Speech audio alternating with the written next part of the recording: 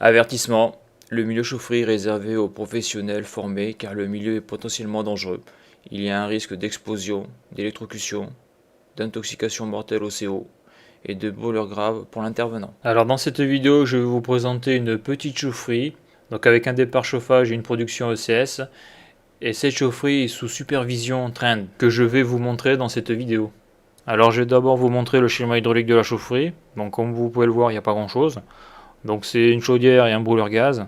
Donc on peut voir juste après la chaudière donc sa pompe de recyclage. Donc c'est une pompe de recyclage jumelée, ce qui est assez rare. En principe les pompes de recyclage c'est des pompes simples. Après on peut voir à droite qu'il y a un préparateur ECS.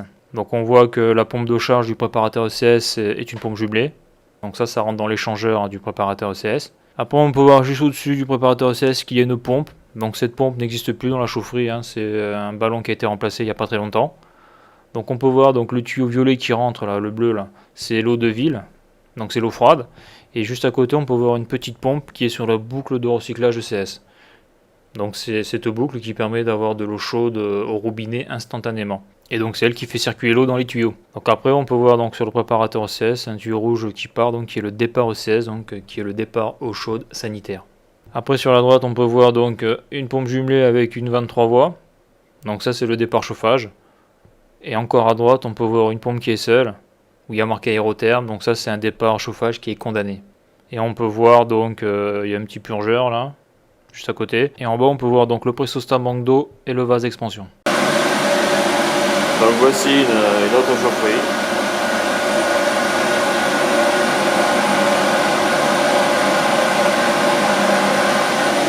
Là on a une chaudière Total Tube avec un vieux brûleur Queno qui marche très bien.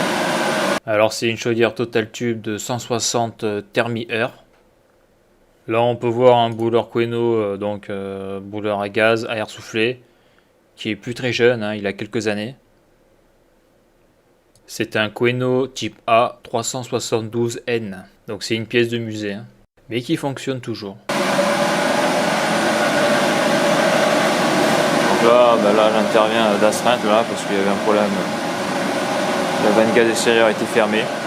Ça c'est un petit point de sécurité. Donc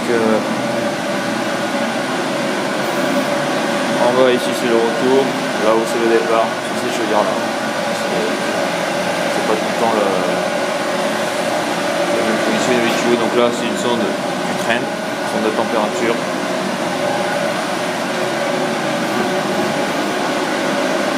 Donc ici on a un départ, c'est la pompe de recyclage, pour recyclage de la chaudière. Donc là c'est une pompe jumelée, c'est rare de voir une pompe jumelée sur du recyclage.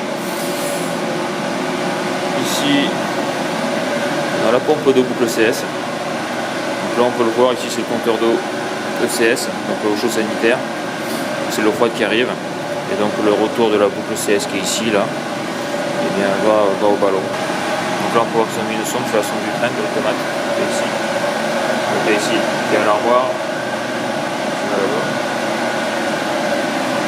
Donc là on rentre dans un ballon ECS. Ici c'est le départ de chaude sanitaire. Voilà, donc après ça va au bâtiment. Là au moins c'est bien c'est repéré. Et donc ici là, ça c'est le... On le voit là, c'est la pompe de charge de ECS, on va dire entre guillemets, c'est pour chauffer l'échangeur qui est à l'intérieur du ballon ECS. Ça c'est l'arrivée, ça c'est le retour. Donc là sur cette photo on peut voir l'intérieur de l'échangeur, donc en coupe. Donc on peut voir l'échangeur, donc l'entrée et la sortie de l'échangeur. Donc là c'est l'eau de chaudière qui rentre à l'intérieur. Et après on peut voir un piquage donc pour l'entrée d'eau froide ou le retour de la boucle ECS. Et de la sortie donc eau chaude sanitaire. Donc là ils ont mis un purgeur mais ils n'ont pas mis de vanne. Sûrement parce qu'il y a les deux vannes du bas. Donc là pareil c'est des pompes jumelées, ça c'est bien.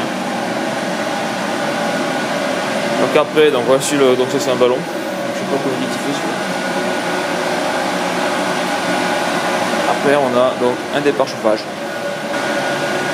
avec une sonde de départ. Donc, toujours le régulateur.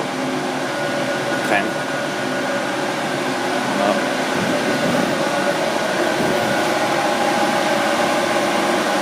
la pompe jumelée, hein, ce qui manque là sur ces pompes là, c'est le mano là pour contrôler la depth AP pour voir s'il y a un débit qui passe dans la pompe, quoi, si la pompe tourne. Là la 23 voies qui est ouverte à fond, et on demande au paquet. Voilà. Voilà, donc là il y avait un ensemble par chauffage qui a été supprimé. Ici le poste Stamongo. Et là donc on a l'armoire Trend. C'est le régulateur qui gère la chaufferie. L'intérêt de ce genre de matériel, c'est d'avoir une supervision, c'est-à-dire que d'un PC, de chez soi, par exemple pour l'instant c'est bien, on peut consulter les valeurs de la chaufferie pour voir si elle est en défaut, ce genre de choses. Et quand si elle est en défaut, il y a un modem. Il y a un modem qui est ici là, et donc qui envoie à un PC, on va dire, un signal d'alarme qui envoie un SMS. Alors voici l'armoire électrique de l'automate, donc c'est un Trend qui fait aussi la supervision. Donc là il n'y a pas de RVL 480 ou de RMH, c'est vraiment lui qui fait tout. Au niveau du contrôle donc de la chaudière, au niveau de la 23 voies donc pour le chauffage et pour le contrôle du ballon ECS. Donc je vais vous montrer la supervision Trend. Donc voici quelques écrans, donc ça c'est l'écran général. Donc on peut y voir la température de départ, on peut y voir la température extérieure, on peut voir quelle pompe fonctionne, donc ça c'est les triangles verts. On peut voir le pourcentage d'ouverture de la 23 voies, on peut voir donc le départ radiateur. On a même la température en ambiance, on peut voir aussi donc les températures sur le ballon ECS.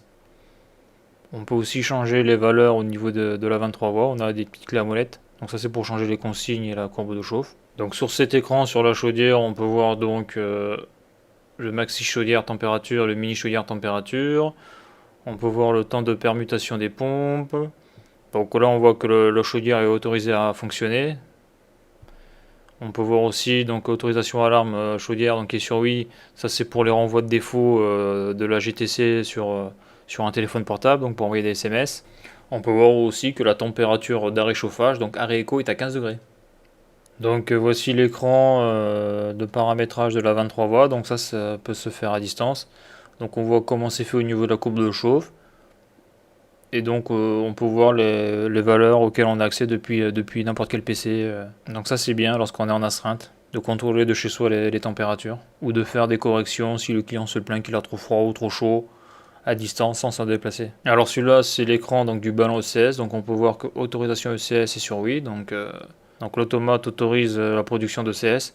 Donc après on a la consigne départ ECS et le choix des pompes 3, donc ça veut dire qu'une semaine sur deux on change de pompe. Voilà, et comme on a pu le voir dans la vidéo, à un moment donné je montre les deux pompes de charge, les pompes jumelées de charge pour le ballon ECS, donc quand la consigne est atteinte, la pompe s'arrête. Donc l'échangeur n'est plus alimenté, ce qui fait que la température ECS, s'il n'y a pas de tirage, reste à sa température de consigne.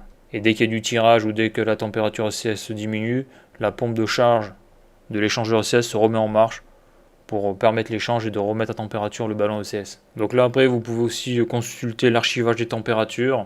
Donc le système est assez merdique je trouve. C'est pas super pratique lorsqu'on recherche des trucs bien précis. Voilà, et par exemple, on peut pas faire d'extraction, c'est pas quelque chose de super pratique.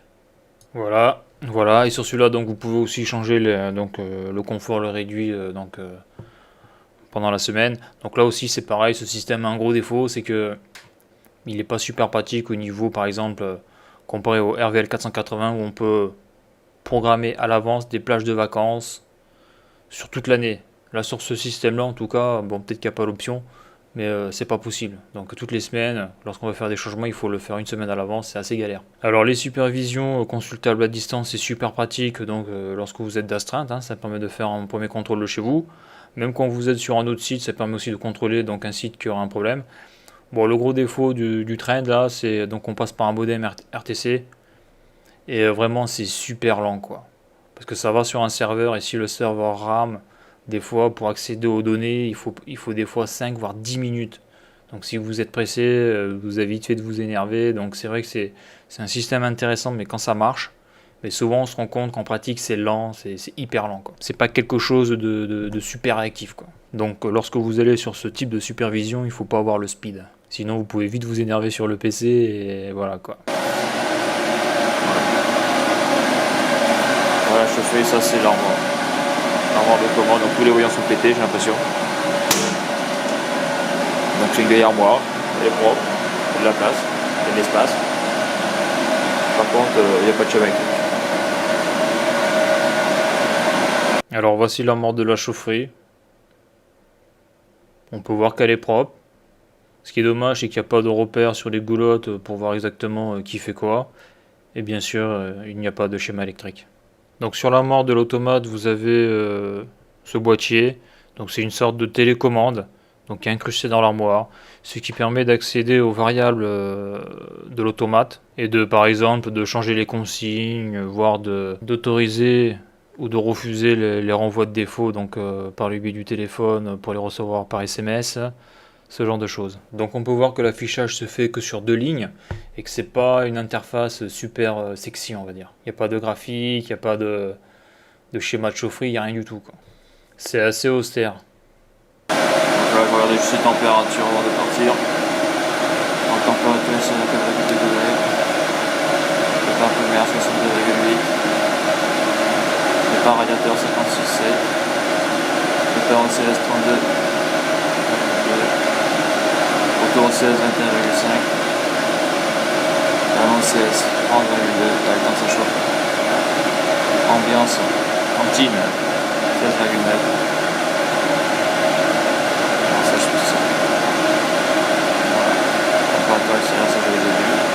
Consigne départ radiateur 53,4. Décalage condensateur 5,9. Consigne départ CS 56. Consigne chaudière 65. Cumul compteur d'eau 66. Voilà. Là j'ai oublié de montrer le vase d'expansion qui est sur